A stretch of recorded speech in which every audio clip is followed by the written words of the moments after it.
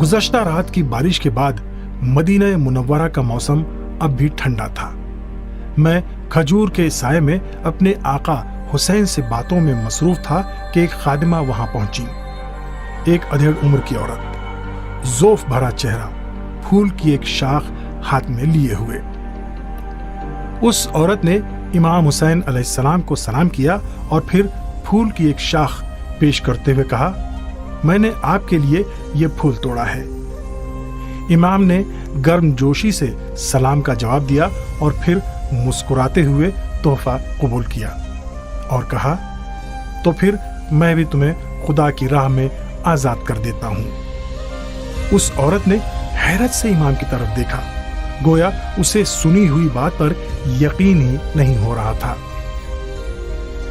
फिर जब वो अपने हाथों से अपने गैर इरादी तौर पर निकले हुए आंसू पोंछ रही थी, लड़खड़ाती हुई जबान से शुक्रिया अदा किया। खादिमा के जाते ही मैंने इमाम से पूछा, सिर्फ एक फूल की शाख की बिना पर? इमाम ने फूल की शाख को सूंघते हुए फरमाया, खुदा ने हमारी तरबियत इस तरह की है कि जब हमें किसी की तरफ से कोई तोहफा मिलता है तो हम उसका जवाब बेहतर तोहफे से देते हैं।